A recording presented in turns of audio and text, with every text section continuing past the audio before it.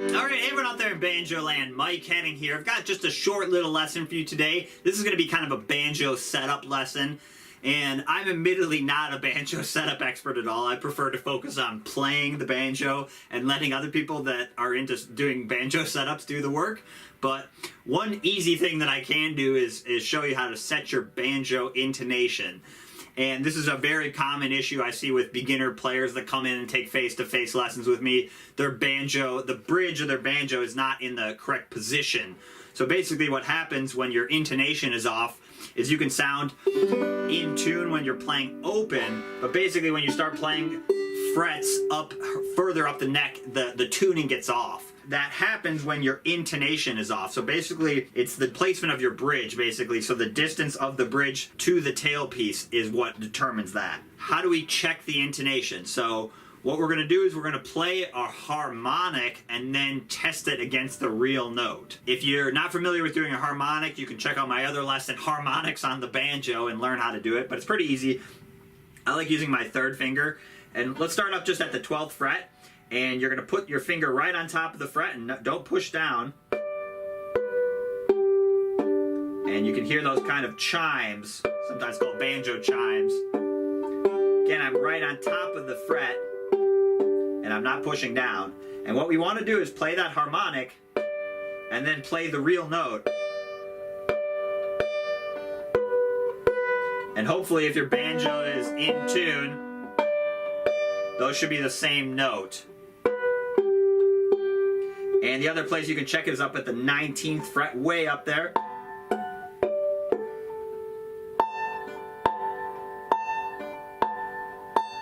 So you can use your tuner if you want, or you can use your ear if you feel like you've got a good ear. Basically what you want is that those two notes to be as close as possible. And it's not always going to be perfect, but you know, you're kind of striving for perfection, okay? And so how do we change it, okay? So if the real note is sharper than the harmonic, so is higher on the tuner. So if you're trying to tune in the middle, if you're sharp, you're past the middle point. So if your real note is sharp compared to your harmonic, you're going to want to pull the bridge toward the tailpiece. So what I do is I just put my banjo like this. You don't even have to loosen the strings if you don't want to. I basically just grab the bridge and really kind of quickly and carefully pull it back towards me. I'm not going to do it because my intonation is fairly set up right now, but basically you pull the whole bridge back.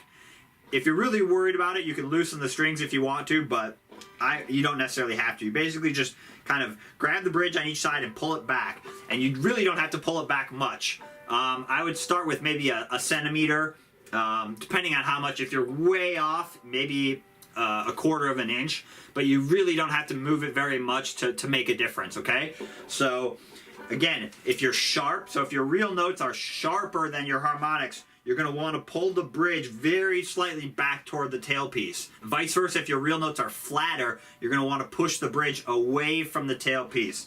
So slide it forward.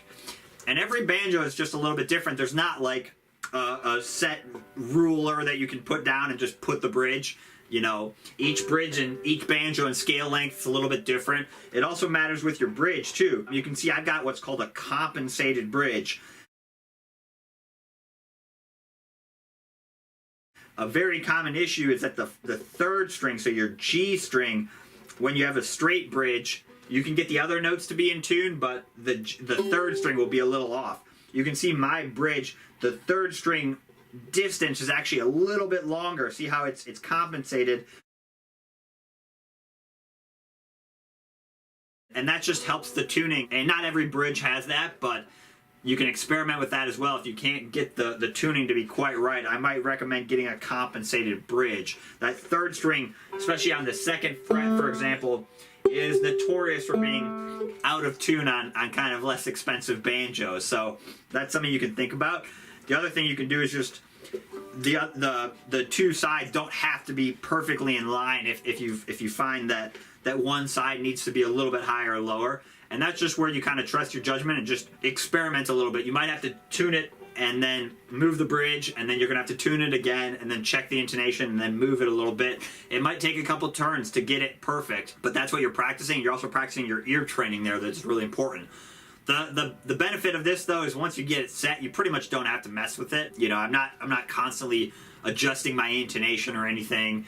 You know, I might check it once or twice a year. If I'm playing a lot, or if my bridge falls over for some reason, then obviously I'm going to reset it. But it's something that, again, normally you're not going to have to be constantly checking your intonation, but this could be something for a beginner student, or you just bought a new banjo and you know, it sounds a little off. Very commonly I have to set the bridge of my beginner students when they first come to lessons with me, and that's just a very common thing. A lot of banjos aren't set up, you know, properly. If the intonation isn't set, you're gonna sound, you'll be in tune when you're playing open, but when you go and start playing fretted notes, it's not gonna sound quite right. And the higher you get up there, the more noticeable the bad intonation is gonna be. That's why it's good to play those really high harmonics on the 19th fret. You can also do one at the 17th fret on the 5th string. So that's setting your intonation. Really important. Pull it back toward the tailpiece if you're sharp. Push it away from the tailpiece if you're flat. Completely anecdotal evidence, but I've found most times I'm pulling the bridge back toward the tailpiece. Very rarely have I had to push the bridge forward on students' banjos. But again, that's total anecdotal evidence, no scientific evidence there. But just in my experience, usually the fretted notes are sharp, not flat. So then again, I'd be pulling the bridge slightly back. One more time, I just pop my banjo like this. I put my fingers on each side of the bridge, and I just very carefully basically slide the bridge straight back. So you're just using the grooves of the strings. Obviously, you don't want to pull it to the side one way or the other, or you're going to be making new grooves in your bridge. So just pull the bridge straight back.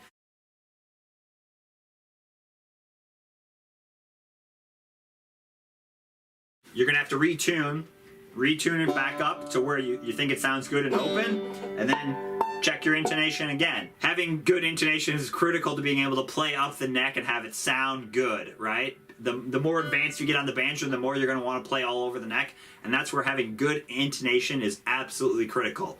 All right, hopefully this helps you out. If you have any questions, leave a comment below the video and I'll try my best to answer it. All right, good luck.